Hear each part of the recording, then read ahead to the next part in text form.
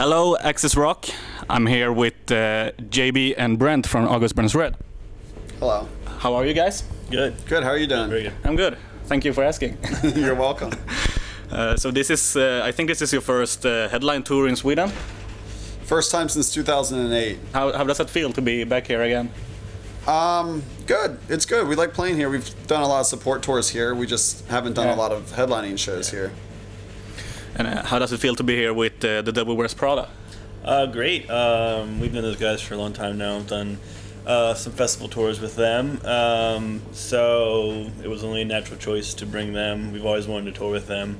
And it was just a good opportunity for us to take out a great support band. It seems like every time you come to Sweden, you're growing bigger and bigger as a band. Hopefully. Is that anything you have reflected of? Well, like I said before, we've done some good support tours through here. We were here last, I guess, October with The Day to Remember. Yeah. And that was a pretty big show for us here in Stockholm. So hopefully we got some new fans from doing that show. I guess we'll find out tonight. So you guys just put out like a Christmas album. Mm-hmm. What can you tell about that? Well, it's 13 songs that are all Christmas or holiday related. I don't know how big that kind of music is up here in Sweden, but they're songs that are all kind of like classic songs at home where we come from. There's 2 original songs, and it was something we just kind of wanted to do for our fans who were really into like our Christmas music, because we've put out 4 Christmas singles over the past few years, and we knew that it would be a nice little treat for our fans. So we made the album. And also it's instrumental. Why did you choose to leave the singer out of it? I think it's just because screaming vocals about Christmas to us seemed a little off, and we just felt like it would be better received as a Christmas record without screaming vocals all over it. I mean, and we didn't want to bring in a bunch of guest people to do vocals too, because like we already felt bad for Jake that he wasn't on the record, but bringing other people would have just been salt in the wound kind of thing. But I mean, he likes the record a lot. He thinks it's awesome, and but yeah, like I said, it's tough to just imagine screaming Jingle Bells. The Christmas message will get ruined somewhere. Yeah, it's a little silly to scream over a song like Jingle Bells or it will be pretty cool. I don't know.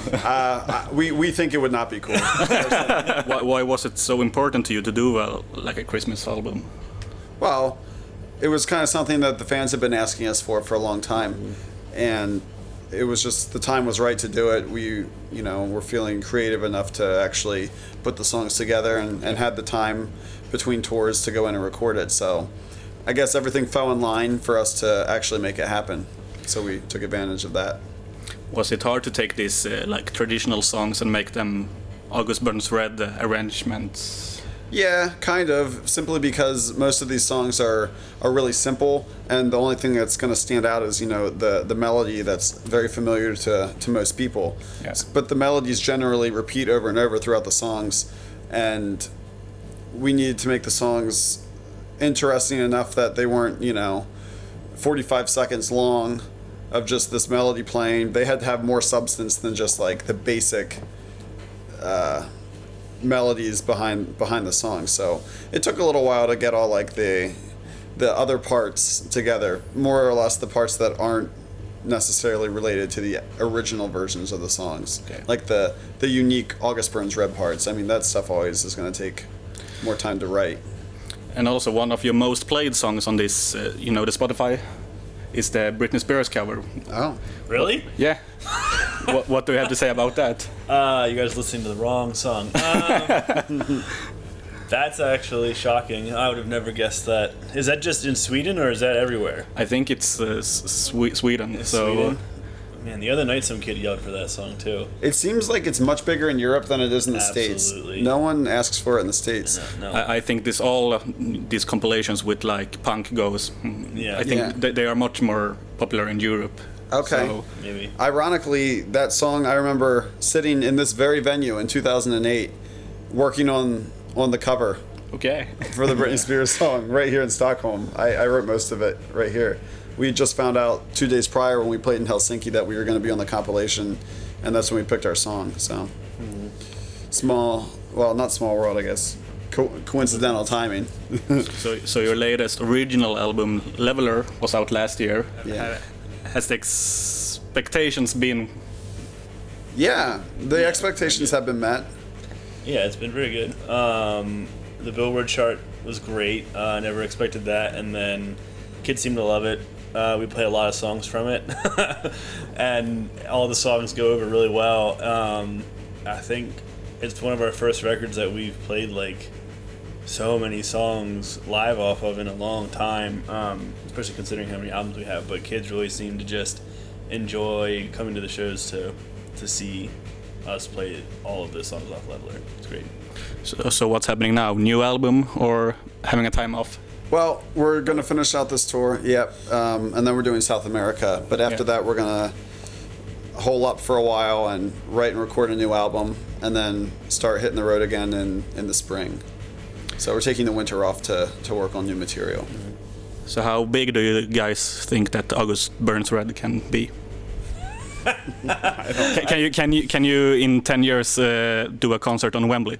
No. I mean, so. In general for metal, especially our style of metal, I would say like the biggest metal band from our style is Lamb of God, and they're gonna come over here and do the arena upstairs, and then that's it. I mean, they sell out arena, so yeah. And like there's a ceiling for metal. There's only so many people who actually care about it. Yeah. Do you think you have to be like one of those old bands like Kiss or Iron Maiden or Metallica to be able to sell out stadiums like that nowadays? Yes. Yeah, I mean they all sing.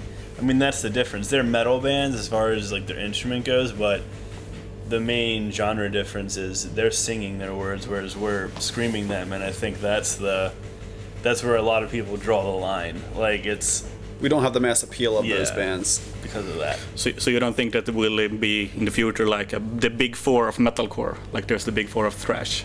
There might be, but it's not going to be selling 20,000 tickets.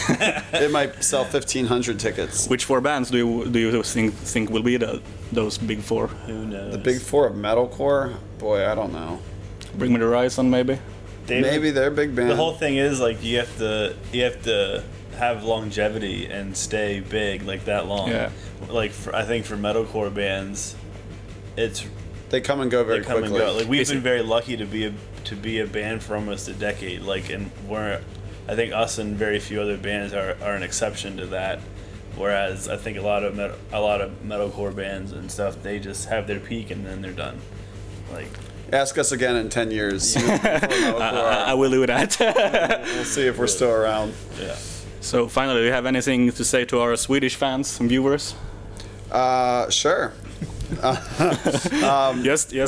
Go. Thank you so much for having us so many times. We enjoy playing here, and there's a lot of cities that we've played in Sweden over the years. And I would definitely, and I think you would agree, Brent, that Scandinavia and especially Sweden have always welcomed us with open arms, and we thank you for that. And I'm sure that as long as we're a band, we will continue to play Sweden every year because we like it here.